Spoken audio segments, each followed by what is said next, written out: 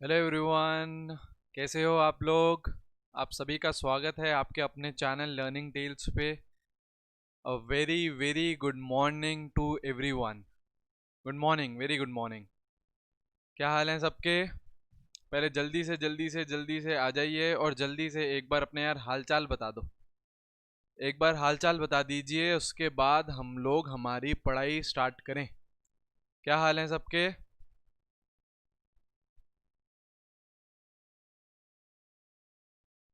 हालचाल बढ़िया। Good morning, good morning, good morning everyone. Hello everyone.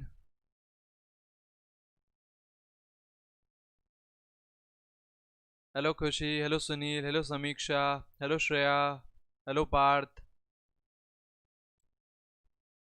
Hello everyone. जल्दी से आप लोग एक बार आ जाइए। उसके बाद आज हमको यार एक बहुत ही इम्पोर्टेंट टॉपिक पढ़ना है।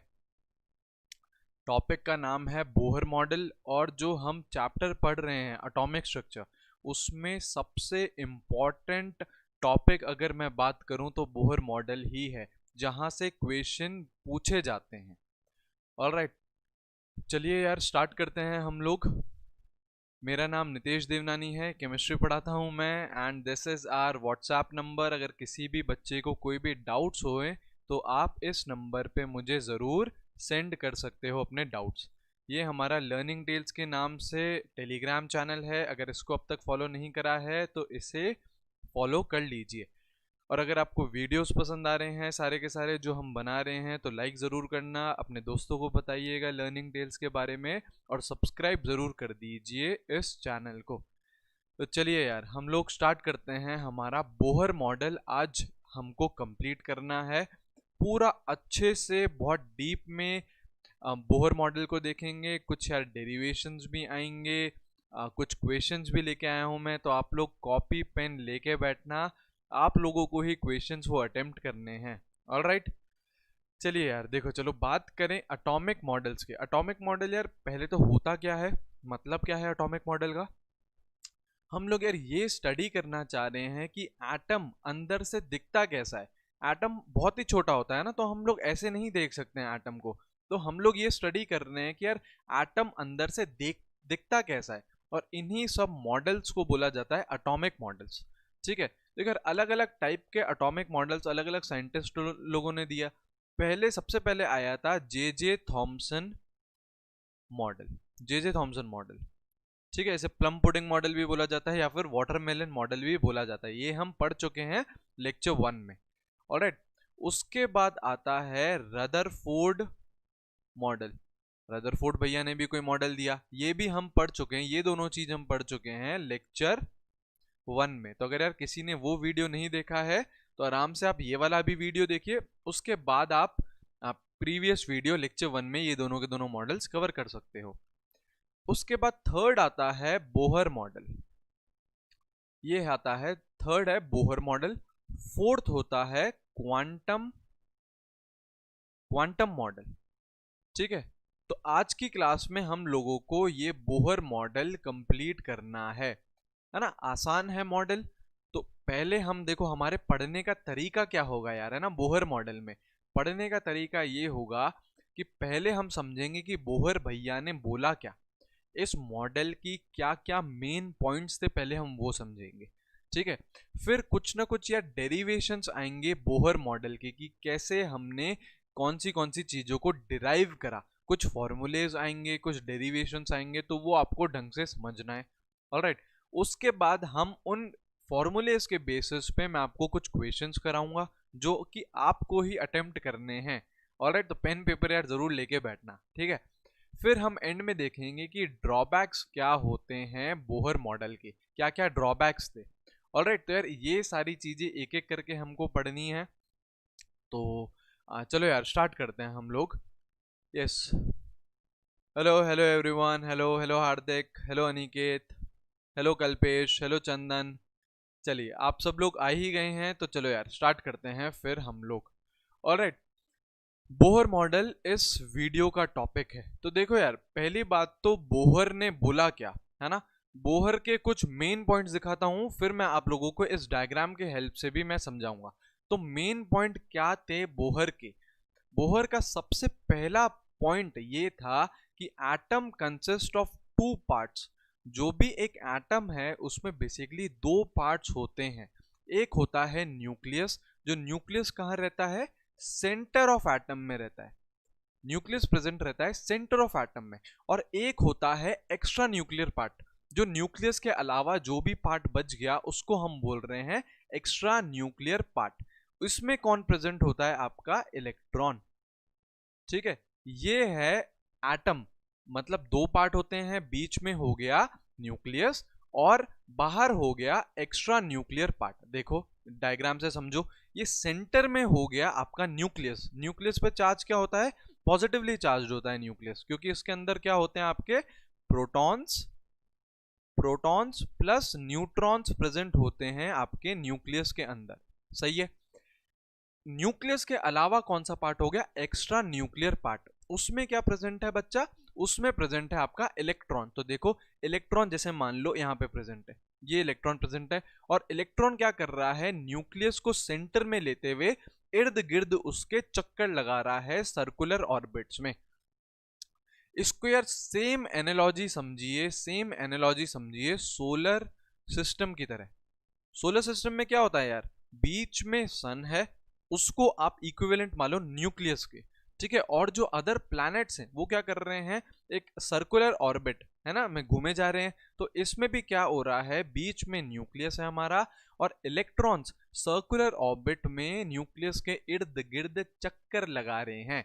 ठीक है, तो ये तो पहला पॉइंट हुआ कि एटम में दो पार्ट हैं। पहला है न्यूक्लियस सेंटर में प्रेजेंट है, और उसके अलावा एक्स्ट्रा न्यूक्लियर पार्ट है। ठीक है, अच्छा सेकेंड पॉइंट है there are infinite shells in an atom. देखो यार बहुत ध्यान से देखो, देखो जैसे ये न्यूक्लियस है, ये हो गया आपका शेल नंबर 1, ये हो गया शेल नंबर 2, ये शेल नंबर 3, ये शेल नंबर 4। अच्छा, जो शेल नंबर होता है उसको आप ऑर्बिट भी बोल सकते हो। बिल्कुल, शेल नंबर को ऑर्बिट नंबर भी बोला जा सकता है। तो जो शेल नंबर 1 है उसको के नाम से बोला गया, जो शेल नंबर 2 है उसको एल के नाम से बोला गया, shell number 3 M, shell number 4 N. ऐसे ही यार चले जा रही है ना, ऐसे नीचे नीचे और शेल्स आते जाएंगे, और शेल्स आते जाएंगे। बिल्कुल, कहां तक आते जाएंगे? इनफाइनाइट। इनफाइनाइट मतलब there are infinite shells in an atom, है ना। एटम में बहुत सारे शेल्स हैं। कितने हैं? Infinite number of shells. किसने बोला? ये बोहर भैया बोल के गए। ठीक है, अच्छा शेल्स को हम और क्या बोल सकते हैं? शेल्स को हम ऑर्बिट्स भी बोल सकते हैं। अच्छा, अब शेल्स या फिर ऑर्बिट को हम रिप्रेजेंट कैसे करते हैं? This is represented by N. N से रिप्रेजेंट करा जाता है। तो अगर n इक्वल्स टू 1 बोल रहा हूं तो मतलब फर्स्ट शेल की बात कर रहे हैं या फिर केथ शेल की बात कर रहे हैं। n इक्वल्स टू 2 बोल रहे हैं तो मतलब सेकेंड शेल की बात कर रहे हैं या एल शेल की बात कर रहे हैं। आ रही है बात समझ में? ये चीज क्लियर हुई है आप लोगों को? Main points. तो सेकेंड पॉइंट हो गया there are infinite shells in an atom. ठीक है, अब थर्ड पॉइंट क्या आया? बहुत ध्यान से देखो, थर्ड पॉइंट है electron is present in that orbit where its angular momentum is integral multiple of h upon 2 pi। Alright, चलो यार आप लोगों को नोट्स की टेंशन करने की जरूरत नहीं है। मैं ये सब कुछ जो लिख रहा हूं मैं डिस्क्रिप्शन में लिंक दे दूंगा, आप वहां से डाउनलोड कर सकते हो। ये वीडियो थोड़ा सा ज़रूर बड़ा हो सकता है, बिल्कुल हो सकता है, लेकिन हम लोगों को अच्छे से चीज करनी है ताकि आपके competitive exams as well as जो स्कूल एग्जामिनेशंस हैं दोनों के दोनों कवर हो जाएं। ऑलराइट, यार देखो थर्ड पॉइंट मैं आप लोगों को कराता हूं। इस electron is present in that orbit where angular momentum is integral multiple of h upon 2 pi. क्या बोलना चाह रहे हो भैया? यार इसका मतलब बताओ, है ना। लिख तो दिया, ये पॉइंट तो लिख दिया, इसका मतलब क्या है? तो देखो अभी हमारे छोटे छोटे 11th के बच्चों को लीनियर मोमेंटम पता होगा। क्या होता है लीनियर मोमेंटम? होता है मास इनटू वेलोसिटी का प्रोडक्ट। मास इंटू वेलोसिटी का प्रोडक्ट कर दूं तो वो लीनियर मोमेंटम होता है। लेकिन देखो यार, अब तक हमें क्या पता है, ये न्यूक्लियस है, ये है आपका इलेक्ट्रॉन। इलेक्ट्रॉन क्या कर रहा है, सर्कुलर ऑर्बिट में गोले चक्रा काट रहा है न्यूक्लियस के अराउंड, ठीक है। अब अगर वो गोला चक्रा काट रहा है तो हमें पता है कुछ ना कुछ इलेक्ट्रॉन का मास होता है। अगर वो सर्कुलर ऑर्बिट में रिवॉल्व कर रहा है तो उसकी कुछ ना कुछ वेलोसिटी या फिर स्पीड जरूर होगी।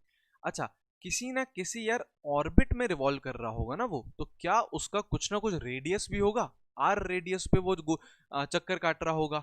ऑलराइट, तो उसका एंगुलर मोमेंटम कैसे निकालेंगे, M V into R, product of mass into velocity into किस रेडियस पे वो चक्कर काट रहा है, एम वी आर वो आ गया, ये आ गया एंगुलर मोमेंटम, इसको बोलते हैं हम एंगुलर मोमेंटम। ऑलराइट, अच्छा बोल क्या रहा है, is integral multiple of H upon two pi, मतलब is equal to N H upon two pi. ये हो गया आपका थर्ड पॉइंट का मतलब।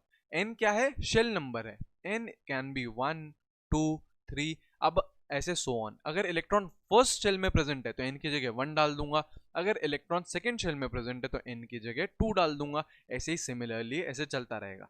तो M we R angular momentum is integral multiple of H upon two pi, N H upon two pi. Alright यार, ये बहुत ज्यादा इंपॉर्टेंट है, ये आपका देखना फर्दर हम जब डेरिवेशंस करेंगे उसमें बहुत ज़्यादा काम आएगा ये। यस, हम लोग यार रेगुलर हमारी क्लासेस लग रही हैं, मैं आप लोगों के साथ टाइम टेबल शेयर कर देता हूँ, ग्रुप में टाइम टेबल सेंड कर दूंगा, व्हाट्सएप ग्रुप है एक, अगर आपको ज्वाइन होना है तो नंबर पे, जो व्हाट्सएप नंबर है उस पर मैसेज भेज दो, मैं आपको ऐड कर दूंगा, टाइम टेबल भेज दूंगा, उसके हिसाब से हम लोग रेगुलरली क्लासेस ले रहे हैं। ठीक है, तो चलो ये हो गया आपका थर्ड पॉइंट, बहुत इंपॉर्टेंट पॉइंट है ये। आगे बढ़ते हैं, नेक्स्ट पॉइंट क्या कह रहे हैं, ये अब यार फोर्थ फिफ्थ सिक्स पॉइंट है, ये एनर्जी से रिलेटेड पॉइंट है, एनर्जी ऑफ इलेक्ट्रॉन से। देखो यार क्या होता है, जब भी कोई चार्जेस आएंगे, जैसे Q1 में कोई चार्ज ले लेता हूं और Q2 भी मैं कोई चार्ज ले लेता हूं, ये क्या है, चार्जेस हैं।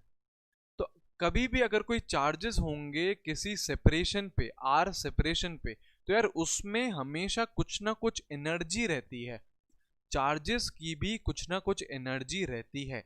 तो देखो यार, हमारा जो सिस्टम है वो क्या है, ये रहा nucleus which is what positively charge, ये रहा electron which is what negatively charge, तो चार्जेस इन्वॉल्व है हमारे सिस्टम में भी, तो इसमें भी जरूर कुछ ना कुछ एनर्जी होगी।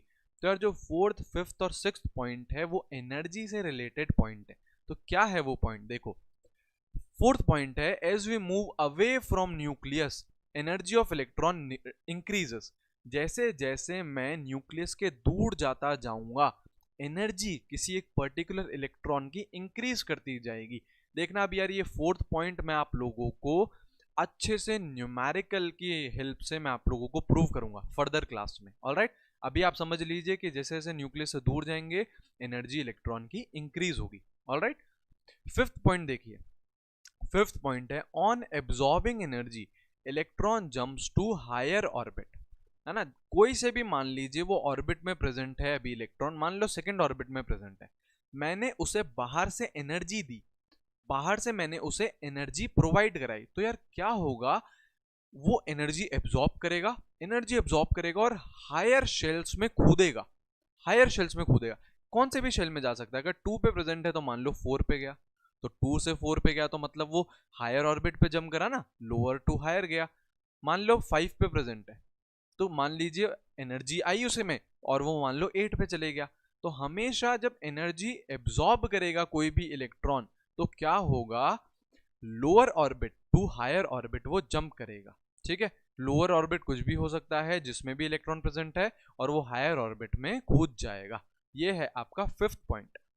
सिक्स्थ पॉइंट क्या है, देखो, on releasing energy electron jumps to lower orbits. अब अगर इलेक्ट्रॉन को एनर्जी रिलीज करनी है तो वो क्या करेगा, लोअर हायर ऑर्बिट से लोअर ऑर्बिट में जाएगा। जैसे एग्जांपल देखो, मान लो सिक्स्थ ऑर्बिट में प्रेजेंट है, अब यार उसको करा कि यार एनर्जी रिलीज करते हैं, ठीक है, एनर्जी रिलीज करेगा तो वो लोअर ऑर्बिट में जाएगा, किसी में भी जा सकता है, मान लो 6 to 3 में गया। ठीक है, अब मान लीजिए फोर्थ ऑर्बिट में प्रेजेंट है तो फोर्थ से मान लीजिए 1 में गया, तो ये ट्रांजैक्शन क्या बता रहे हैं कि एनर्जी रिलीज हो रही है। क्योंकि इलेक्ट्रॉन कहाँ जा रहा है, हायर टू लोअर जा रहा है, हायर टू लोअर ऑर्बिट जा रहा है। ऑलराइट, और ये वाले ट्रांजैक्शन बता रहे हैं कि एनर्जी एब्जॉर्ब हुई है। ठीक है, इसका मतलब lower orbit to higher orbit जा रहा है। ऑलराइट, ठीक है यार, आप लोगों को कुछ भी डाउट हो आप लोग यार बिंदास चैट सेक्शन में या कमेंट सेक्शन में लिख दीजिए, मैं आप लोगों के डाउट्स क्लियर कर दूंगा। तो देखोगे यार, ध्यान से ऑब्जर्व करो तो fourth, fifth and six point are related to energy. ठीक है, तो ये एक बेसिक पॉइंट्स हो गए आपके बोहर मॉडल के। अगर आपसे यार स्कूल एग्जामिनेशन में क्वेश्चन आता है कि बोहर मॉडल के मेन पॉइंट्स बताओ, तो आप लोग ये 6 पॉइंट लिखाओ। जो 6 पॉइंट मैंने आप लोगों को समझाए हैं, आप लोगों को परफेक्ट मार्क्स मिल जाएंगे। ऑलराइट, चलो अब हम लोग यार आगे मूव करते हैं फर्दर। देखो, बोहर मॉडल ही आज हम लोगों को कंप्लीटली अच्छे से पढ़ना है। तो एक यहाँ पे मैं नोट बनाना चाहूंगा। देखो नोट क्या है, नोट है that Bohr model is applicable Bohr model is applicable to single electron species only। सिर्फ और सिर्फ सिंगल इलेक्ट्रॉन स्पीशीज पे ही एप्लीकेबल है बोहर मॉडल, है ना यार। ये जो पॉइंट लिखा है ये one of the major drawback भी है बोहर मॉडल का, कि सिर्फ और सिर्फ सिंगल इलेक्ट्रॉन स्पीशीज पे ही लगा सकते हो। ये तो गड़बड़ है ना यार। देखो अब सिंगल इलेक्ट्रॉन स्पीशीज होते क्या क्या है, बहुत ध्यान से देखिए। एग्जाम्पल लिख रहा हूं मैं, किस किस पे एप्लीकेबल है। हाइड्रोजन, हमें पता है हाइड्रोजन के पास कितने इलेक्ट्रॉन होते हैं, सिर्फ और सिर्फ एक, तो उसमें हम अप्लाई कर सकते हैं बोहर मॉडल। और कौन सा होता है, जैसे हीलियम में मैं बात करूं, तो हीलियम में कितने इलेक्ट्रॉन होते हैं, 2 इलेक्ट्रॉन। लेकिन अगर मैं लिख दूं हीलियम +1, तो 2 इलेक्ट्रॉन में से 1 इलेक्ट्रॉन निकाल दिया आपने, तो अब कितने इलेक्ट्रॉन बचे, एक ही इलेक्ट्रॉन बचा, एक ही इलेक्ट्रॉन बचा, तो अगेन बोहर मॉडल एप्लीकेबल है। अच्छा, अब देखो लिथियम, तो लिथियम में कितने इलेक्ट्रॉन्स होते हैं, न्यूट्रल में 3, तो मैंने उसमें से 2 इलेक्ट्रॉन निकाल दिए, +2 चार्ज कर दिया उस पर, तो अब कितना इलेक्ट्रॉन बचा, एक, तो अगेन बोहर मॉडल एप्लीकेबल है। ऐसे ही बेरिलियम, बेरिलियम में कितने इलेक्ट्रॉन होते हैं, 4, मैंने 3 निकाल दिए, तो कितने बचेंगे, 1 इलेक्ट्रॉन। ये सारे के सारे क्या हैं, सिंगल इलेक्ट्रॉन स्पीशीज हैं, इन सब में एप्लीकेबल है बोहर मॉडल।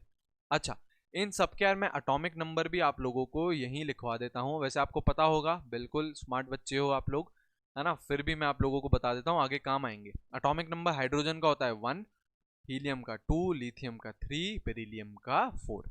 ऑलराइट, चलो इतनी हमने नॉलेज ले ली कि यार बोहर मॉडल सिर्फ सिंगल इलेक्ट्रॉन स्पीशीज पे ही एप्लीकेबल है। ये one of the major drawback भी है बोहर मॉडल का।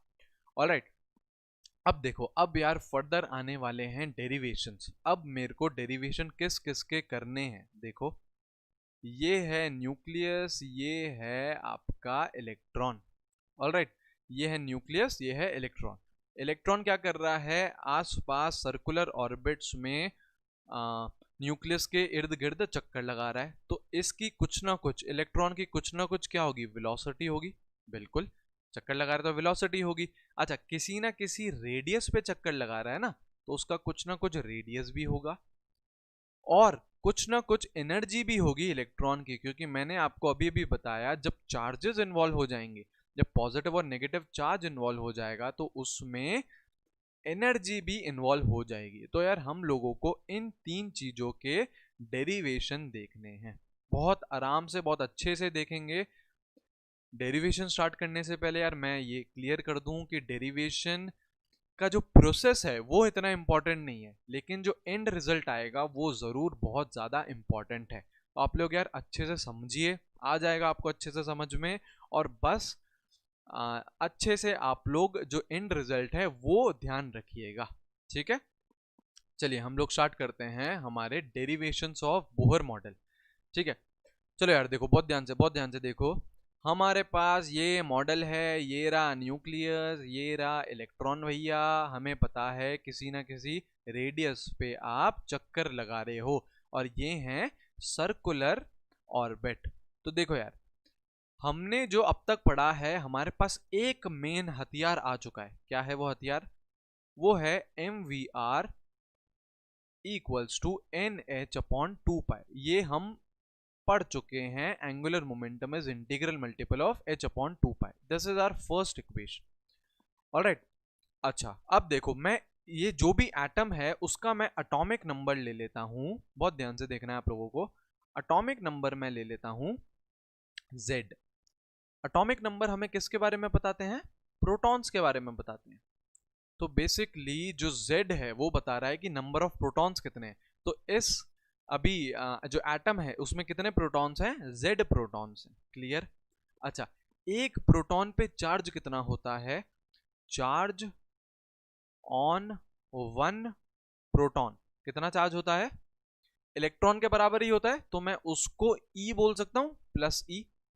Charge on electron and charge on proton is same, बस इलेक्ट्रॉन पे चार्ज होता है नेगेटिव, प्रोटॉन पे चार्ज होता है पॉजिटिव। तो मैं प्रोटॉन का चार्ज क्या लिख सकता हूं? Plus E। ठीक है। अच्छा, कितने प्रोटॉन्स हैं? Z प्रोटॉन्स हैं। एक एक प्रोटॉन पे चार्ज है E। तो इस न्यूक्लियस का टोटल चार्ज कितना हो गया? Z भैया प्रोटॉन्स लेके बैठे हो, एक प्रोटॉन पे चार्ज है E, तो टोटल चार्ज आ गया ZE। आ रही है बात समझ में? ठीक है, तो ZE चार्ज हो गया न्यूक्लियस का। अब देखो, अब अगर मैं कूलम्बिक फोर्स ऑफ अट्रैक्शन लिखना चाहूं तो कूलम्बिक फोर्स ऑफ अट्रैक्शन कैसे लिखा जाता है? एक यार न्यूक्लियस पॉजिटिवली चार्ज है, एक इलेक्ट्रॉन नेगेटिवली चार्ज है, तो दोनों के बीच में फोर्स ऑफ अट्रैक्शन होगा, जरूर होगा। कैसे निकाला जाता है? के Q1 Q2 upon R square, ऐसे निकालते हैं हम कूलम्बिक फोर्स ऑफ अट्रैक्शन। ठीक है, Q1 ले सकते हैं हम चार्ज ऑन न्यूक्लियस, Q2 ले सकते हैं चार्ज ऑन इलेक्ट्रॉन। ठीक है, तो कैसे निकालेंगे ये? K क्या होता है? K is constant. देखो बहुत ध्यान से देखो, तो कैसे बैठ रहा है? K Q1 ले लिया charge on nucleus which is what? ZE। Q2 ले लिया charge on electron which is E, upon distance क्या है न्यूक्लियस और इलेक्ट्रॉन के बीच में? R, upon R square. अच्छा, अब यार आप लोगों को ये पता होगा कि अगर कोई सा भी अगर इलेक्ट्रॉन सर्कुलर ऑर्बिट में घूम रहा है तो उस पे कुछ ना कुछ सेंट्रीफ्यूगल फोर्स लगता है। उस सेंट्रीफ्यूगल फोर्स की हम लोग वैल्यू कैसे निकाल सकते हैं, ये आप लोगों को पता होगा।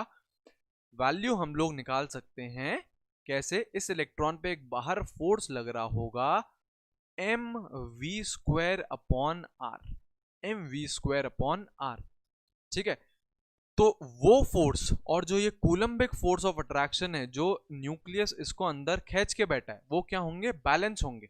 तो kZe² upon R square equals to mv² upon R. ठीक है, तो यार ये इक्वेशन आ रही है second, kZ E into E क्या आ जाएगा? E² upon R square equals to mv² upon R. ये आ गई आपकी सेकेंड इक्वेशन।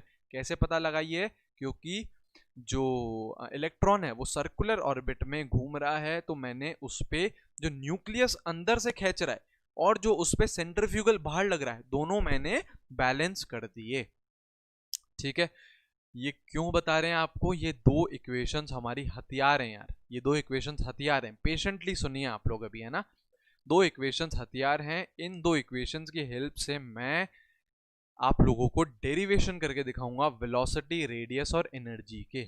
ऑलराइट, चलो हम लोगों के लिए, अभी भी मैं रिपीट कर रहा हूं, हम लोगों के लिए ज़्यादा इंपॉर्टेंट एंड रिजल्ट है, लेकिन फिर भी यार ज़रूरी है कि हम लोग डेरिवेशन सीखें। ठीक है, आपसे पूछा जा सकता है ये। चलो डेरिवेशन देख रहे हैं हम लोग। पहले डेरिवेशन देखते हैं वेलोसिटी ऑफ इलेक्ट्रॉन का। हमारे पास दो चीज़ें आ गई हैं, कौन कौन सी? पहली इक्वेशन है mvr equals to NH upon 2 pi, और दूसरी इक्वेशन है kZe² upon are equals to R square upon mv² by R. Alright, चलो इस सेकंड इक्वेशन को मैं लेके चलता हूँ, थोड़ा सा काटा पीटी करें, थोड़ा सा सॉल्व करें। इस आर स्क्वायर को इससे काट दिया तो इधर एक आर बचा। अच्छा, अब इस आर को मैं ले गया इस तरफ, तो क्या बन रहा है ये? kZe² equals to mv² into are. सही है, यहाँ तक साथ हैं हम लोग, बिल्कुल साथ हैं। ठीक है, अच्छा थोड़ा सा यार रीअरेंज करें इसे, थोड़ा सा इसे रीअरेंज करो, देखो क्या बनेगा। kZe² इक्वल्स टू, इस v² को लिख सकता हूँ मैं v इंटू वी, तो क्या लिखूँ? m V R into V लिखा जा सकता है? बिल्कुल लिखा जा सकता है यार। सिंपली वी स्क्वायर को वी इंटू वी कर दिया। अब समझ में आ रहा होगा, अब घंटी बज रही होगी कि इस एम वी आर को मैं क्या लिख सकता हूँ, एन एच अपॉन 2 पाई लिख सकता हूँ? बिल्कुल लिख सकता हूँ ना। तो देखो के जेड ई स्क्वायर आ गया, इस एम वी आर की जगह लिख देते हैं N H upon 2 pi into velocity. All right, अब देखो तो वेलोसिटी का एक्सप्रेशन क्या आ रहा है यार? वेलोसिटी को एक तरफ रखो, बाकी सबको एक तरफ ले जाओ, तो देखो क्या आ रहा है, इसको यहाँ ले जाओ, इसको डिनोमिनेटर में ले जाओ, तो देखो क्या बन रहा है, के, या देखो 2 पाई, इसको यहाँ ले जा रहे हैं ना, न्यूमरेटर में ले जा रहे हैं, 2 pi k e square z upon ये जो एन एच है इसको लिख देते हैं एच एन। तो ये यार बड़ा सा एक्सप्रेशन आ गया किसका? वेलोसिटी ऑफ इलेक्ट्रॉन का। ठीक है, अब यार बहुत इसको ध्यान से हम लोग ऑब्जर्व करें तो 2 क्या है? कांस्टेंट है। पाई क्या होता है? कांस्टेंट 3.14।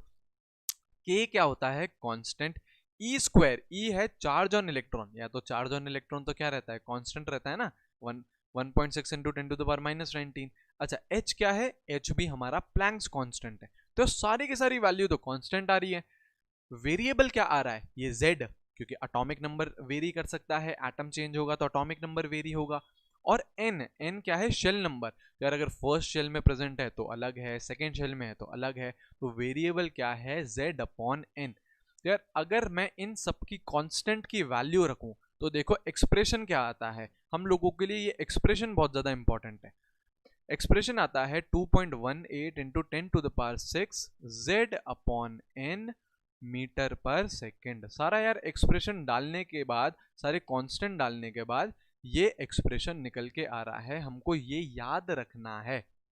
ठीक है, ठीक है, मीटर पर सेकंड में आ रही है। अच्छा, सेंटीमीटर में कर लेंगे तो भी कोई बड़ी बात नहीं है, कर लो यार। 2.18 into 10⁸ Z upon N centimetre पर second.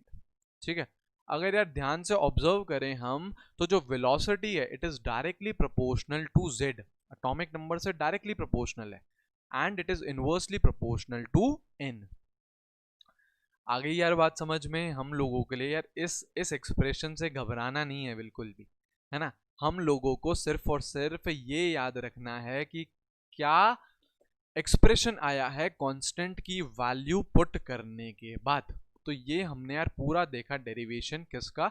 Velocity of electron in Bohr model. ठीक है, अभी मैं आपको इस पे क्वेश्चन भी कराऊंगा, बिल्कुल क्वेश्चन भी हम लोग करेंगे, बहुत अच्छे अच्छे क्वेश्चंस करेंगे। ठीक है, चलो नेक्स्ट मैं बात करता हूं डेरिवेशन किसका? रेडियस का डेरिवेशन क्या होता है उसका भी हम लोग डेरिवेशन देख लेते हैं। बहुत इंपॉर्टेंट है और बहुत आसान है। एक बार वेलोसिटी का आ गया तो इसका तो बहुत ही इजीली आपको समझ में आ जाएगा। देखो यार कैसे, वेलोसिटी का एक्सप्रेशन क्या आया देखो, 2 pi k e square z upon h n, ये एक्सप्रेशन आया था वेलोसिटी का, ये एक्सप्रेशन आया। अब हम लोगों को एक इक्वेशन पता है, कौन सी? M we r equals to N H upon 2 pi, ये एक्सप्रेशन हमको पता है, बिल्कुल पता है। तो आप लोगों को क्या करना है, इस वेलोसिटी को यहाँ पे डाल देते हैं ना। अगर रेडियस का एक्सप्रेशन चाहिए तो इस वेलोसिटी को यहाँ पे डाल दो, तो देखो क्या बन रहा है। एम वेलोसिटी का एक्सप्रेशन है 2 pi k e square z upon h into n into r, ये रहा आर एज इट इज ले लिया, equals to N H upon 2 pi. सही है, इसको थोड़ा सा अरेंज करते हैं। अब देखो यार, तो रेडियस का क्या एक्सप्रेशन आ रहा है, इसको आप ऊपर ले जाइए। ठीक है, और इन सबको आप डिनोमिनेटर में ले जाओ, तो देखो क्या बनेगा, इधर इधर एन एच डिनोमिनेटर में और इधर एन एच, तो स्क्वायर हो जाएगा। तो क्या आएगा, H square N square upon, देखो इधर 2 पाई इधर 2 पाई, तो दोनों मल्टीप्लाई होके क्या हो जाएंगे, 4 पाई स्क्वायर एम के ई स्क्वायर जेड। अब यार वापस ध्यान से देखो तो एच स्क्वायर क्या है? Constant. 4 pi square constant, M है mass of electron constant, K constant, E है charge on electron constant. Again variable क्या आ रहा है, शेल नंबर और एटॉमिक नंबर, ये ही दो चीज वेरिएबल आ रही है। तो अगेन यार सब कांस्टेंट की वैल्यू फटाफट फटाफट फटाफट डाल दीजिए। तो रेडियस का क्या फॉर्मूला आएगा, देखो रेडियस का फॉर्मूला आ रहा है 0.529 n square by z angstrom. Angstrom क्या होता है, angstrom is just a unit, क्या होता है 1 angstrom is 10 to the power -10 metre. कैसे क्या बोलते हैं इसे, एंगस्ट्रॉन्ग, ठीक है। और वैल्यू क्या होती है 1 angstrom is 10 to the power -10 metre. तो ये यार एक्सप्रेशन है रेडियस का, मैं वापस रिपीट कर रहा हूं, हमें ये एक्सप्रेशन याद रखना है, ठीक है, जो कांस्टेंट के बाद आता है। इससे इससे नहीं घबराना है, इससे बिल्कुल भी नहीं घबराना है हमें, है ना, इससे नहीं घबराना है। हमें सिर्फ और सिर्फ वैल्यू वाला कांस्टेंट याद रखना है, वो ही हमको हेल्प करेगा सारे के सारे क्वेश्चंस में। चलो, ये वेलोसिटी का देख लिया एक्सप्रेशन, हमने एक्सप्रेशन देख लिया रेडियस का। अब यार आप लोगों को मैं क्वेश्चंस कराता हूं इन दोनों के बेसिस पे। आप लोग पेन पेपर लेके बैठे होगे, क्वेश्चन अटेम्प्ट करना है। क्वेश्चन प्रेजेंट है आपकी स्क्रीन पे, चलो चलो चलो चलो चलो जल्दी से आप लोग क्वेश्चन करिए। ये क्या बोल रहा है, find ratio of radius of second orbit of lithium +2 and fourth orbit of helium +1। चलिए जल्दी से बताइए, जल्दी से बताइए आप लोग कि क्या इसका आंसर होगा। रेशियो पूछ रहा है आपसे, रेशियो बताइए।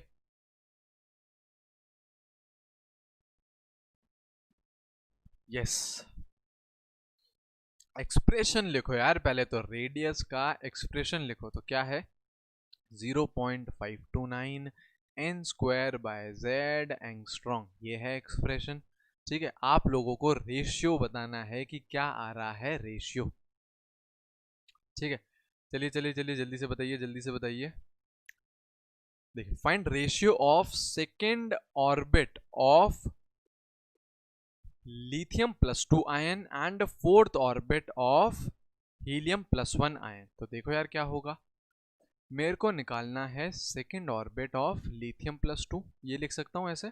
तो क्या होगा 0.529, n की वैल्यू क्या है बेटा, सेकेंड ऑर्बिट, तो 2 स्क्वायर अपॉन लिथियम के लिए z की वैल्यू कितनी होती है 3, 3 होती है, तो 3, ठीक है। अच्छा, रेडियस ऑफ फोर्थ ऑर्बिट पूछा है मेरे से हीलियम +1 का, तो उसकी वैल्यू कैसे निकालूंगा 0.529 n स्क्वायर क्या है 4 का स्क्वायर अपॉन हीलियम के लिए z की वैल्यू कितनी होती है 2। अब देखो यार, इन दोनों का रेशियो पूछा है, तो कभी भी इसको आप यार इसको इंडिविजुअली और इसको इंडिविजुअली सॉल्व करने मत बैठ जाना। आपको क्या करना है, इसका रेशियो पूछा है तो यार सिंपली डिवाइड कर दो ना, दोनों को डिवाइड कर दो दोनों को।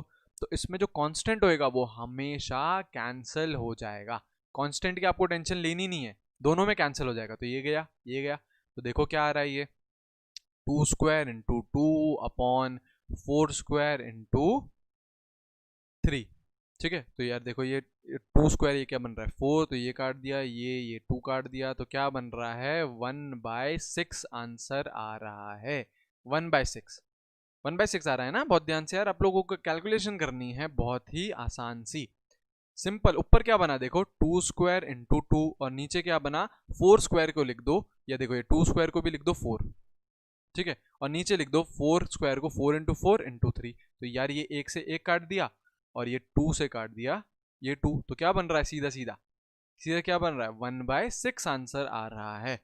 ऑल राइट, ये चीज क्लियर हुई है हमें। तो कभी भी कांस्टेंट की टेंशन टेंशन नहीं लेनी है, हमेशा वो तो कैंसिल हो ही जाएंगे। चलो, एक और, कोई दिक्कत नहीं यार, गलत गलत होना कोई भी टेंशन की बात नहीं होती है, हमको सीखना है, हमको सीखना है कि यार कैसे हम लोग और अच्छा कर सकें, ठीक है। चलो, एक और क्वेश्चन सिमिलर टाइप का क्वेश्चन है, आप लोग इसे भी अटेम्प्ट करो। चलो अटेम्प्ट करो, जल्दी से अटेम्प्ट करो कि कैसा आपका आंसर आना चाहिए। इस बार वेलोसिटी बोल रहा है, चलो मैं वेलोसिटी का एक्सप्रेशन लिख देता हूं आप लोगों के सामने।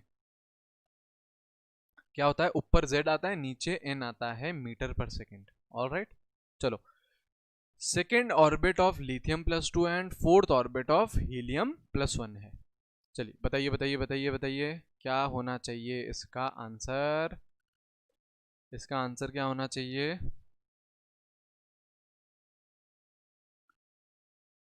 देखो यार बहुत आसान है, बहुत सिंपल, आपको रेशियो निकालना है। तो देखो यार, रेडियस ऑफ सेकेंड ऑर्बिट किसका, लिथियम प्लस 2, क्या लिखूंगा 2.18 इंटू 10⁶। जेड कितना होता है लिथियम का 3, शेल नंबर कितना दे रखा है 2। अब पूछा है fourth orbit of helium plus 1, तो अगेन लिखो यार 2.18 इंटू 10⁶। ऑलराइट, जेड क्या हो जाएगा हीलियम के लिए 2, और ऑर्बिट नंबर क्या हो जाएगा 4। अगेन कैलकुलेट नहीं करना है, सिंपली यार डिवाइड कर दो, क्योंकि कांस्टेंट क्या हो जाएंगे, कैंसिल हो जाएंगे। तो डिवाइड कर दो मेरे शेरो, डिवाइड कर दिया। तो यार देखो ये तो कैंसिल हो गया, तो क्या बैठ रहा है देखो, ये 4 ऊपर जाएगा, ये 4 ऊपर जाएगा है ना, तो क्या हो जाएगा 3 इंटू 4/2 इंटू 2। तो ये तो कैंसिल हो गया, तो क्या आ रहा है 3:1, 3:1 आ रहा है। ऑल राइट, बहुत ही आसान यार, हमेशा आप लोग सिंपली डिवाइड कर दो। रेशियो पूछा है, डिवाइड कर दो, कांस्टेंट कैंसिल हो जाएंगे, आपके पास एक पर्टिकुलर वैल्यू आ जाएगी। 3:4 आ रहा है। सिंपली कैलकुलेशन मिस्टेक आप लोग कर रहे हो, वो चीज़ नहीं करनी है। कैलकुलेशन मिस्टेक नहीं करोगे तो परफेक्ट आपके पास आंसर आ जाएगा। ठीक है, और यार ये फॉर्मूला है, ये तो देखो याद करना ही पड़ेगा, है ना, इतना तो यार आपको याद बिल्कुल करना पड़ेगा। ठीक है, चलो भाई, चलो भाई, एक और क्वेश्चन इस पे हम लोग करेंगे। इसको अब आप क्वेश्चन अटेम्प्ट करो, क्वेश्चन अटेम्प्ट करो, चलो चलो चलो जल्दी से क्वेश्चन अटेम्प्ट करिए। बोल रहा है if the radius of fifth Bohr orbit of, अच्छा रेडियस की बात आ रही है, तो चलो मैं रेडियस का पहले तो एक्सप्रेशन लिख दूं, आपको थोड़ी सी हेल्प कर दूं मैं। चलो, बोल रहा है fifth Bohr orbit of lithium plus 2 ion is X, then calculate radius of third Bohr orbit of helium plus 1 in terms of X. X के टर्म्स में ही हमें आंसर चाहिए। चलिए चलिए चलिए जल्दी से आप लोग इसका आंसर मेरे को बताइए। वेरी गुड, आप सब लोग यार बहुत अच्छा सीख रहे हो। आप लोग बस कैलकुलेशन मिस्टेक नहीं करोगे तो बिल्कुल आप लोग बहुत अच्छे से सारी चीज़ें सीख रहे हैं। चलिए, यस, और यार अगर सारी चीज़ें समझ में आ रही हैं तो लाइक कर दो वीडियो को, और अगर अब तक सब्सक्राइब नहीं करा है लर्निंग टेल्स को तो सब्सक्राइब ज़रूर कर दीजिए। चलिए देखो क्या बोल रहा है यार, बोल रहा है fifth Bohr orbit of lithium plus 2। तो पहले यार लिखना सीखो, fifth Bohr orbit of lithium plus 2 कैसे लिखूंगा, 0.529 एन स्क्वायर, एन की वैल्यू क्या है 5 स्क्वायर, और जेड लिथियम के लिए क्या होता है 3, इज एक्स, इसकी वैल्यू दे रखी है, एक्स दे रखी है। ठीक है, जो दे रखा है लिख दो ना यार, जो दे रखा है लिख दो, हम अपना दिमाग नहीं लगाएंगे, हमको फॉर्मूला पता है और जो क्वेश्चन में दे रखा है वो लिख दो। नेक्स्ट क्या बोल रहा है, third Bohr orbit of helium plus 1 is equal to, कैसे लिखूंगा 0.529 एन स्क्वायर क्या है 3 स्क्वायर, जेड क्या है लिथियम के लिए 2। ऑलराइट, इसकी वैल्यू चाहिए मुझे किसके टर्म्स में, एक्स के टर्म्स में, तो चलो मैं इसको वाई मान लेता हूँ। अब सिंपली क्वेश्चन क्या आ गया, वाई को मुझे निकालना है इन टर्म्स ऑफ एक्स। क्या करोगे ये बताओ, सिंपली आप लोग डिवाइड करो, क्योंकि कांस्टेंट अगेन क्या हो जाएंगे, कैंसिल हो जाएंगे। सिंपली डिवाइड कर दो पूरे को, तो देखो कांस्टेंट कैंसिल हो गए, ये तो कैंसिल हो गया, ये 2 जाएगा ऊपर, ये 2 जाएगा ऊपर, तो देखो क्या बन रहा है 5 का स्क्वायर इंटू 2 अपॉन 3 का स्क्वायर इंटू 3 इक्वल टू, इधर रेशियो क्या बन रहा है x अपॉन वाई। थोड़ा सा अगर यार इसे सॉल्व करो आप लोग, तो 5 स्क्वायर होता है 25, तो 25 इंटू 2 50, 3 स्क्वायर इंटू 3 तो 9 इंटू 3, तो क्या बन रहा है ये 27। ऑलराइट, तो अगर यार मैं एक्सप्रेशन y को मैं एक्सप्रेस करूं x के टर्म्स में, तो क्या आएगा y इक्वल्स टू, देखो यार 27 को यहाँ ले जाओ, 27 को यहाँ ले जाओ और 50 को डिनोमिनेटर में ले जाओ, तो क्या बनेगा 27x अपॉन 50। आ रही है बात समझ में मेरे शेरो, है ना। सिंपली क्या करा हमने, सिंपली क्या करा, y को एक्सप्रेस कर दिया x के टर्म्स में डिवाइड करके।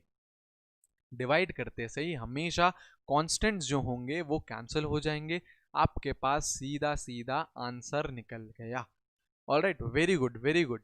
आप मोस्ट ऑफ द बच्चों का करेक्ट है, बहुत अच्छे से सीख रहे हैं यार। आप लोगों को मैं क्या सिखा रहा हूँ, आप लोग बस ये एक्सप्रेशन ध्यान रखो।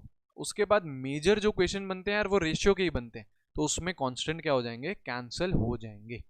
ऑलराइट, तो यार हमने डेरिवेशन देखा किसका, रेडियस का, न्यूक्लियस सॉरी वेलोसिटी का डेरिवेशन देखा, हमने कुछ क्वेश्चंस करें।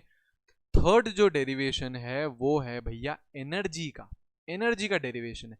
अगेन जो मैं डिराइव करूंगा वो आप लोग समझिए, बहुत आसान है, आपको अच्छे से समझ में आ जाएगा। लेकिन आप लोगों के लिए इंपॉर्टेंट क्या रहेगा, जो एंड एक्सप्रेशन रहेगा वो इंपॉर्टेंट रहेगा। ठीक है, चलो देखो, एनर्जी एनर्जी हमको निकालनी है एक इलेक्ट्रॉन की। ये हमारा सिस्टम है, ये न्यूक्लियस हो गया, ये इलेक्ट्रॉन हो गया, इलेक्ट्रॉन सर्कुलर ऑर्बिट में घूम रहा है, रिवॉल्व कर रहा है। तो अगर मैं कभी भी किसी भी सिस्टम की या टोटल एनर्जी निकालना चाहूँ टीई, तो हमेशा यार वो क्या होती है, ये हमें पता है, हमेशा potential energy plus kinetic energy होती है। करेक्ट, हमेशा यही तो होती है। अच्छा, अब अगर दो चार्जेस प्रेजेंट हैं, if two charges are present, दो अगर चार्जेस प्रेजेंट होते हैं तो उनकी पोटेंशियल एनर्जी क्या निकाली जाती है, कैसे निकाली जाती है, K Q one Q two upon R. R मतलब किस डिस्टेंस पे रखे हुए, और क्यू वन क्यू टू उनके चार्जेस, ऐसे पोटेंशियल एनर्जी निकाल ली जाती है। तो अगर यार अपन ध्यान से देखें तो हमारा भी तो सिस्टम ऐसा ही है, दो चार्जेस हैं, न्यूक्लियस है, न्यूक्लियस का चार्ज मैं कैसे लिख सकता हूं, मैंने पहले से कहा है आपको, जेड एटॉमिक नंबर और ई उसका चार्ज, जेड ई से लिख सकता हूं। तो अगर मुझे इस सिस्टम की पोटेंशियल एनर्जी लिखनी है, पोटेंशियल एनर्जी लिखनी है तो क्या लिख सकता हूं मैं, के, पहला क्या है चार्ज, न्यूक्लियस का ले लूं तो जेड ई, पॉजिटिव चार्ज है तो पॉजिटिव वैल्यू। अच्छा, इलेक्ट्रॉन पे चार्ज क्या होता है, नेगेटिव चार्ज होता है, तो वैल्यू कितनी रहती है ई, पर चार्ज क्या रहता है, नेगेटिव, तो इधर मैं लिख सकता हूं माइनस ई, और कुछ ना कुछ डिस्टेंस पे है, आर डिस्टेंस मान रहे हैं, अपॉन आर। तो क्या आ गया पोटेंशियल एनर्जी, माइनस के जेड ई स्क्वायर अपॉन आर। क्लियर, ठीक है। अच्छा, पोटेंशियल सॉरी काइनेटिक एनर्जी आप कैसे निकाल सकते हैं किसी भी सब्सटेंस की, यार हम लोग बचपन से है ना, नर्सरी क्लास से ही ये फॉर्मूला सीखते आ रहे हैं कि काइनेटिक एनर्जी मैं कैसे निकाल सकता हूं, हाफ एम वी स्क्वायर। सही है। अच्छा, अब मैं यार ये काइनेटिक एनर्जी और ये पोटेंशियल एनर्जी की वैल्यू अगर मैं टोटल एनर्जी में लिख दूं तो क्या आ रहा है, देखो टोटल एनर्जी लिख सकता हूं मैं K Z E square upon R with a minus sign plus half M we square. सही है, ये आ गया आपका टोटल एनर्जी। अच्छा, हम लोगों को देखो जो हमारे जो हथियार हैं डेरिवेशन में, हथियार है वो कौन सी दो इक्वेशंस है, देखो मैं आपको वापस दिखाता हूं कौन सी दो इक्वेशंस है, मैंने स्टार्टिंग में बताई थी। ये आपकी पहली इक्वेशन, ये आपकी दूसरी इक्वेशन। तो दूसरी इक्वेशन क्या है, K Z E square upon R square equals to M we square by R, ये दूसरी इक्वेशन है। देखो मैं इसकी हेल्प से मैं एनर्जी डिराइव करके दिखाऊंगा आपको। दूसरी इक्वेशन क्या थी, K Z E square upon R square equals to M we square by R. सही है, चलो भाई थोड़ा सा सॉल्व करें, है ना। देखिए इस एक आर को इससे काट दिया हमने, तो एम वी स्क्वायर की वैल्यू क्या आ रही है, तो के Z E square upon are equals to M we square आ गया। सही है, बहुत ध्यान से समझते जाओ यार, है ना, एंड एक्सप्रेशन आ जाएगा, वैल्यू रख के आ जाएगा, पर आप लोग प्रोसेस समझने की कोशिश करिए। अच्छा, टोटल एनर्जी मैंने अभी अभी लिखी थी, देखो क्या लिखी थी, ये थी टोटल एनर्जी। देखो मैं लिख देता हूं वापस, माइनस के Z E square upon R plus half M we square. ठीक है, अब यार थोड़ा थोड़ा आपको समझ में आ रहा होगा, इस एम वी स्क्वायर की जगह मैं लिख सकता हूं के जेड ई स्क्वायर अपॉन आर लिख सकता हूं, बिल्कुल। तो देखो इसकी जगह मैं रिप्लेस कर रहा हूं, तो देखो क्या बन रहा है, माइनस के जेड ई स्क्वायर अपॉन आर प्लस ये हाफ तो कंटिन्यू रहेगा, तो के जेड ई स्क्वायर अपॉन टू आर बन रहा है टोटल एनर्जी। ठीक है, अब देखो यार, अब इसको थोड़ा थोड़ा सा सॉल्व करोगे आप लोग तो सिंपली आपके पास क्या आ जाएगी, टोटल एनर्जी माइनस के जेड ई स्क्वायर अपॉन टू आर आ गई आपकी टोटल एनर्जी। ऑलराइट, ये एक्सप्रेशन आ गया आपका टोटल एनर्जी का। ठीक है, अब कुछ नहीं यार, ये जो ये आर आ रहा है, ये इसमें रेडियस में वो जो मैं बड़ा सा फॉर्मूला लगाया था मैं वो यहाँ पे डाल दूं। अगर वो डाल दूं तो मेरे पास एनर्जी का भी एक्सप्रेशन आ जाएगा। बिल्कुल आ रही है बात समझ में। अब मैं आपको बताता हूं कि एक्सप्रेशन क्या आ रहा है कांस्टेंट डालने के बाद। तो देखो, टोटल एनर्जी का एक्सप्रेशन क्या आता है, सारे के सारे कांस्टेंट वैल्यूज डाल दी हमने। एक्सप्रेशन क्या आ रहा है, -13.6 Z square upon N square electron volt. Unit क्या रखी है हमने, इलेक्ट्रॉन वोल्ट। हमें पता है दो यूनिट होती है एनर्जी की, इलेक्ट्रॉन वोल्ट और जूल। क्या रिलेशन होता है, 1 electron volt equals to 1.6 into 10⁻⁻19 joules. Correct. तो ये जो वैल्यू आई है ये किस में आई है, इलेक्ट्रॉन वोल्ट में। अगर मुझे ये वैल्यू मान लो जूल्स में निकालनी है तो क्या करूंगा, इस एक्सप्रेशन को मल्टीप्लाई कर दीजिए 1.6 इंटू 10⁻⁻19 से। तो टोटल एनर्जी का जूल्स में क्या फॉर्मूला आ जाता है वो भी देख लो यार, बहुत बहुत इंपॉर्टेंट है। 2.18 into 10⁻⁻18 Z square upon N square joules. ठीक है, देखो यार मेजरली हम लोग क्या यूज करेंगे, मेजरली हम लोग बिल्कुल यूज करेंगे ये पहला वाला यूज करा जाएगा, इलेक्ट्रॉन वोल्ट वाला। लेकिन हमको कांस्टेंट की वैल्यू दोनों की याद होनी चाहिए यार। डेरिवेशन सीखना इंपॉर्टेंट है, बिल्कुल इंपॉर्टेंट है, लेकिन हमारे लिए ज़्यादा इंपॉर्टेंट क्या है कि हमारे को ये कांस्टेंट वाले एक्सप्रेशंस याद हो। और एनर्जी में कौन सा याद हो ज़्यादातर, आपको इलेक्ट्रॉन वोल्ट वाला। ऑल राइट, ये चीज़ समझिए। कर दें एक क्वेश्चन, है ना, क्वेश्चन ले आए अब। चलिए क्वेश्चन है ये रहा आपके सामने। क्वेश्चन बोल रहा है find energy of first 4 Bohr orbit of hydrogen atom. मतलब अगर जो इलेक्ट्रॉन है वो फर्स्ट ऑर्बिट में है तो कौन सी एनर्जी में है, सेकंड थर्ड फोर्थ एटम कौन सा है, हाइड्रोजन। चलो चलिए चलिए चलिए जल्दी से सारी की सारी एनर्जी निकाल के दिखाइए मेरे को। बताइए क्या रहेगा एनर्जी। एनर्जी का मैं आप लोगों, इलेक्ट्रॉन वोल्ट में ही निकालनी है ना एनर्जी, इलेक्ट्रॉन वोल्ट में निकालनी है। -13.6 Z square upon N square electron volt. कुछ नहीं यार, वैल्यू एक एक करके पुट करते जाओगे आपके पास आंसर आता जाएगा। मैं अगर एनर्जी 1 निकालना चाहूँ, कौन सा एटम है, हाइड्रोजन एटम, तो क्या करूँगा, -13.6 हाइड्रोजन के लिए जेड की वैल्यू 1, तो 1 स्क्वायर अपॉन ऑर्बिट नंबर कौन सा लेके चल रहे हैं 1, 1 स्क्वायर। तो वैल्यू क्या आ रही है, -13.6 इलेक्ट्रॉन वोल्ट। मैं एनर्जी ऑफ सेकेंड ऑर्बिट के लिए निकालूं तो इट इज -13.6, जेड की तो वैल्यू सेम रहेगी 1 स्क्वायर, एन की वैल्यू क्या हो जाएगी 2 स्क्वायर। क्लियर। सॉल्व करो, थोड़ा सा कैलकुलेटिव है, सॉल्व करोगे तो क्या आता है इसका, -3.4 इलेक्ट्रॉन वोल्ट। मेरे को तो याद है यार ये, है ना, आप लोग कैलकुलेट करोगे तो आपको आ जाएगा, बिल्कुल बहुत आसान है, सिंपल कैलकुलेशन है। थर्ड एनर्जी कैसे, -13.6 जेड स्क्वायर, जेड तो सेम है 1 स्क्वायर अपॉन 3 का स्क्वायर, भैया इसे सॉल्व करोगे तो आएगा -1.51 electron volt. Alright, last E4 is -13.6 Z square upon 4 square. इसको सॉल्व करोगे तो आएगा -0.85 इलेक्ट्रॉन वोल्ट। आप लोग यार बिंदास ऐसे कैलकुलेशन कर सकते हैं, कैलकुलेशन बहुत आसान है, कैलकुलेशन बहुत आसान है। मेरे को तो यार ये वैल्यूज़ याद हैं इसलिए मैंने फटाफट फटाफट लिख दिया। आप लोगों को थोड़ा टाइम लग सकता है लेकिन कोई टेंशन की बात नहीं है, ये पता है ना, ये पता है तो बस वैल्यू डालो आंसर आ जाएगा। तो first 4 Bohr orbit of hydrogen atom की ये वैल्यूज़ होती हैं। Very good very good, simple calculations आप लोग बिल्कुल आराम से ये चीज़ कर सकते हो, बिल्कुल कर सकते हो।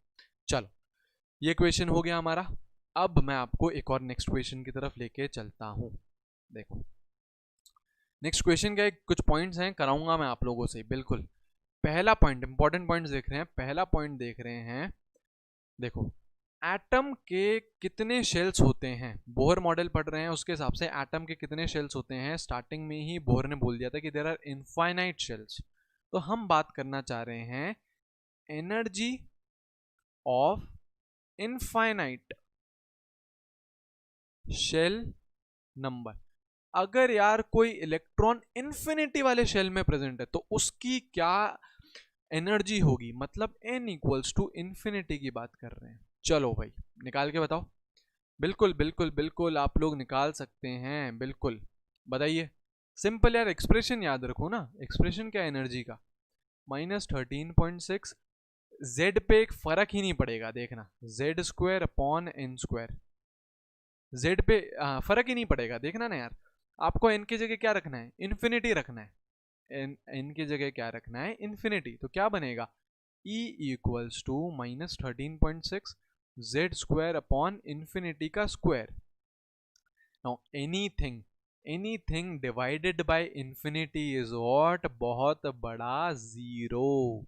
बहुत बड़ा जीरो होता है।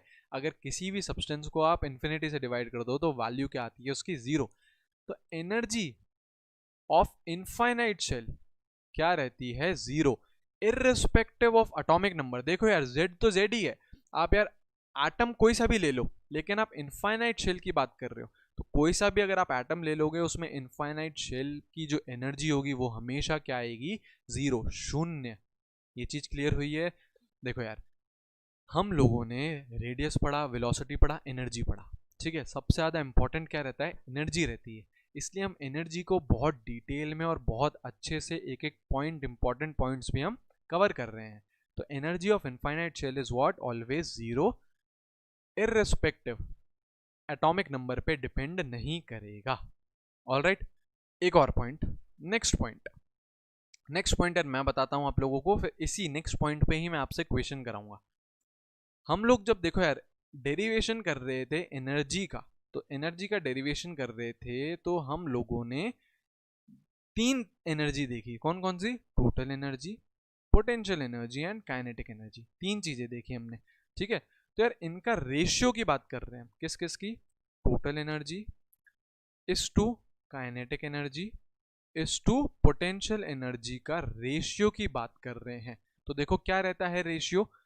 रेशियो रहता है -1:1:-2। ये रेशियो रहता है, ये आपको ध्यान रखना है। इसके बेसिस पे ही मैं आपको नेक्स्ट क्वेश्चन कराऊंगा, ठीक है।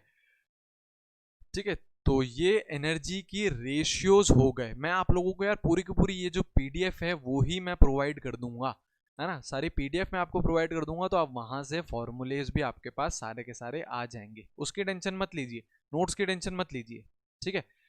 चलो, ये है रेशियो। ये ratio total energy, kinetic energy और पोटेंशियल एनर्जी का रेशियो है। This is your second important point. चलो, इसी के ही बेसिस पे ये क्वेश्चन है, इसी के ही बेसिस पे ये क्वेश्चन है। अब आप लोगों को अटेम्प्ट करना है ये क्वेश्चन। चलो करो। Find the total energy, kinetic energy and potential energy of an electron in second orbit of helium. Total energy का तो मुझे फॉर्मूला पता है, क्या? -13.6 Z square upon N square. अच्छा, वैल्यू किसमें? इलेक्ट्रॉन वोल्ट में ही निकालनी, इलेक्ट्रॉन वोल्ट में। चलो, टोटल एनर्जी निकालिए, टोटल एनर्जी निकालो। और निकालते निकालते जिन्होंने सब्सक्राइब नहीं करा है लर्निंग टेल्स को, वो सब्सक्राइब जरूर कर दीजिए। कैसे आएगी टोटल एनर्जी? वैल्यू रखो यार, -13.6। एन की वैल्यू क्या है? 2। जेड की वैल्यू क्या है हीलियम के लिए? 2। तो 2 square upon 2 square electron volt. ये तो बहुत ही बढ़िया हो गया यार, ये तो कैंसिल आउट हो गए। क्या आ गया? टोटल एनर्जी -13.6 इलेक्ट्रॉन वोल्ट आ गई टोटल एनर्जी। लेकिन हमसे और क्या पूछी है? हमसे पूछा है कि यार काइनेटिक भी बताओ और पोटेंशियल भी बताओ। अब मैं फायदा लूंगा इस रेशियो का। देखो बहुत ध्यान से देखना है। अगर आपको यार काइनेटिक एनर्जी निकालनी है, काइनेटिक एनर्जी, तो क्या करो, ये जो टोटल एनर्जी आएगी हमेशा नेगेटिव आएगी, हमेशा नेगेटिव आएगी। तो इसका नेगेटिव साइन झाड़ दो, नेगेटिव साइन हटा दो। तो नेगेटिव साइन हटा दो तो क्या आएगी वैल्यू? +13.6 इलेक्ट्रॉन वोल्ट, ठीक है। तो काइनेटिक एनर्जी निकालने के लिए सिंपल क्या करना पड़ता है आपको? जो भी नेगेटिव साइन आया टोटल एनर्जी में, वो आप उसे हटा दो, वैल्यू हटा दो, झाड़ दो वैल्यू, तो आपके पास काइनेटिक एनर्जी आ जाएगी। अच्छा, पोटेंशियल एनर्जी जब निकालनी है आपको, तो सिंपली मल्टीप्लाई कर दो 2 से टोटल एनर्जी को, सिंपली मल्टीप्लाई कर दो विद साइन। तो देखो 2 इंटू -13.6, तो क्या आ रहा है? ये -27.2 इलेक्ट्रॉन वोल्ट। मैं वापस रिपीट कर रहा हूं, अगर काइनेटिक एनर्जी निकालनी है तो देखो यार, ये जो टोटल एनर्जी तो आप निकाल लोगे फॉर्मूले के हेल्प से, तो जो भी आएगी उसका नेगेटिव साइन हटा दो, है ना। तो वो क्या आ जाएगा आपके पास? काइनेटिक एनर्जी, और अगर टोटल एनर्जी को आप 2 से मल्टीप्लाई कर दोगे तो आपके पास आ जाएगा पोटेंशियल एनर्जी। देखो यार ये रेशियो बिल्कुल वैलिड है, वैलिड रेशियो है, देखो निकाल के देख लो। मैंने रेशियो में क्या लिखा है, total energy is to kinetic energy is to potential energy, है ना। तो देखो क्या है, टोटल एनर्जी कितनी आ रही है इस केस में -13.6, काइनेटिक एनर्जी कितनी आ रही है +13.6, और पोटेंशियल एनर्जी कितनी आ रही है -27.2। करो काटा पीटी, देखो ये काटोगे तो क्या आएगा बच्चा, -1 इज टू +1 इज टू -2 ही तो आएगा। तो देखो वो रेशियो ही तो बैठ रहा है, देखो है ना। तो रेशियो कैसे निकालना है हमें, है ना, रेशियो तो हमें पता है, हमें इससे क्वेश्चन कैसे करने हैं, टोटल एनर्जी फॉर्मूले से निकाल दूंगा, मेरे को काइनेटिक निकालनी है तो मैं नेगेटिव साइन हटा दूंगा उसका, पोटेंशियल निकालनी है तो 2 से मल्टीप्लाई कर दूंगा। क्लियर हुई है ये चीज, है ना। बहुत ही डिटेल में आप लोगों को अच्छे से सारी की सारी चीजें समझाई गई हैं, ठीक है। बोहर मॉडल का यार हमने बहुत सारे डेरिवेशंस देखे, फॉर्मूले देखे, मेन पॉइंट्स देखे, बोलना क्या चाह रहे थे बोहर भैया ये समझा। अब हम बात कर रहे हैं drawbacks, drawbacks of Bohr model. Drawback क्या थे बोहर मॉडल के, तो यार सबसे पहला ड्रॉबैक तो एक मैं आपको बता ही चुका हूं कि it is applicable only on single electron species, सिर्फ और सिर्फ सिंगल इलेक्ट्रॉन स्पीशीज पे ही एप्लीकेबल है ये, जो कि गलत है ना यार, सब पे एप्लीकेबल होना चाहिए था, लेकिन ऐसा नहीं है, सिर्फ और सिर्फ सिंगल इलेक्ट्रॉन स्पीशीज पे एप्लीकेबल है बोहर मॉडल। ये सबसे पहली ड्रॉबैक। दूसरी ड्रॉबैक देखिए, दूसरी ड्रॉबैक है could not explain de Broglie wavelength, de Broglie wavelength समझा नहीं पाया था। अब पहले सुन लो, है ना, पहले सुन लेते हैं हम लोग, पहले ड्रॉबैक लिख लेते हैं फिर मैं आप लोगों को बताऊंगा। सेकंड, थर्ड है could not explain Heisenberg uncertainty principle, वो भी नहीं समझा पाया था बोहर मॉडल, ठीक है। फोर्थ पॉइंट, आराम से यार पहले सुनो, रिलैक्स रहिए, सुनिए पहले, है ना। फोर्थ है could not explain hydrogen spectrum, ये बेसिक 4 ड्रॉबैक्स थे, और भी होते हैं पर ये बेसिक 4 ड्रॉबैक थे। अब यार बोलोगे आप लोग भैया आप तो यार कुछ भी लिख रहे हो, ये डी ब्रॉगली वेवलेंथ लिख दिया, हाइजेनबर्ग अनसर्टेनिटी प्रिंसिपल लिख दिया, एटॉमिक हाइड्रोजन स्पेक्ट्रम लिख दिया, है ना। तो यार ये सारी की सारी चीज़ें हमारे कोर्स में है, ये सारे के सारे कॉन्सेप्ट्स, ये सेकेंड थर्ड पॉइंट हमारे कोर्स में है, हम लोगों को बिल्कुल पढ़ना है फर्दर लेक्चर्स में, ये एक एक करके अच्छे से पढ़ेंगे, बिल्कुल पढ़ेंगे। होता क्या है, कोई सा भी मॉडल रिजेक्ट क्यों होता है, कि कुछ ना कुछ जो आगे के साइंटिस्ट होते हैं वो कुछ ना कुछ एक्सपेरिमेंट करते हैं यार, उस एक्सपेरिमेंट के बेसिस पे प्रीवियस मॉडल रिजेक्ट हो जाते हैं, क्योंकि वो दोनों मैच नहीं खाती हैं चीज़ें। तो डी ब्रॉगली ने कुछ बोला, हाइजेनबर्ग ने कुछ बोला, जिसकी चीज़ें मैच नहीं खाई तो हम लोगों को बोहर मॉडल रिजेक्ट करना पड़ा, ठीक है। तो यार ये मेजर ड्रॉबैक्स हैं बोहर मॉडल के, हम लोगों को ये थ्योरेटिकल एग्जाम्स में बिल्कुल पूछे जा सकते हैं, आपके स्कूल एग्जामिनेशन में बिल्कुल आ सकता है।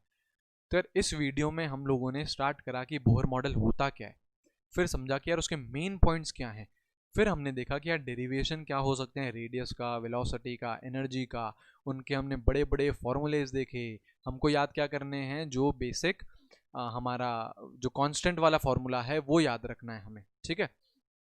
फिर हमने क्वेश्चंस करे, एंड में हमने कुछ इंपॉर्टेंट पॉइंट्स देखे, फिर हमने देखा कि यार ड्रॉबैक क्या होते हैं बोहर मॉडल के। तो अगर यार आप लोगों को ये वीडियो पूरा अच्छे से समझ में आ गया है तो इसे यार लाइक ज़रूर करना, शेयर करिए यार अपने दोस्तों को, बताइए कि लर्निंग टेल्स पे ऐसे क्लासेस लग रही है, हम लोग फ्री में पूरी की पूरी केमिस्ट्री अच्छे से, बहुत अच्छे से सीख रहे हैं। और अगर सब्सक्राइब नहीं करा है अब तक तो ज़रूर सब्सक्राइब कर दीजिए लर्निंग टेल्स को। तो हंसते रहिए, मुस्कुराते रहिए एंड देखते रहिए लर्निंग टेल्स। हम लोग मिलेंगे हमारे नेक्स्ट लेक्चर में। Thank you very much for joining, thank you.